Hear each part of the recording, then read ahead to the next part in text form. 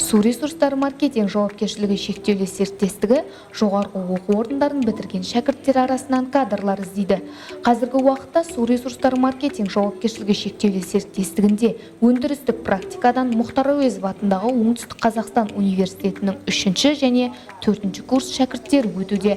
Жастар су ресурстары және суды пайдалану мамандығында оқиды. Дәстүр бойынша экскурсия кәсіпорын мұражайынан басталды. Мұнда студенттер Шымкенттің орталық сумен жабдықтау тарихымен танысып, пайдалану және басқа да қызметтерде қолданылатын жабдықтар, техника және аспаптар туралы көп нәрсе білді. Жалпы мұражайда жастар өзінің білімін айтарлықтай толықтырды. Олар келесі орталық диспетчерлік қызметінде болды. Нақты уақыт режимінде студенттер ауыз судың қалалық желілеріне қалай жеткізілетінін, таратылатынын, өтінімдер қалай қабылданатынын және апаттық қалпына келтіру бригадалары қалай жұмыс істейтінін көре алды. Студенттер сондай-ақ суды тазарту ғимаратында экскурсия жасады.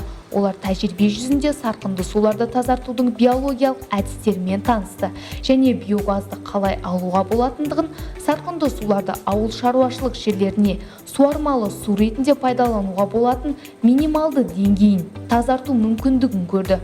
Болашақ мамандар өздерінің курстық жұмыстарының тақырыптарын тәжірибеден өткізуге мүмкіндік алды.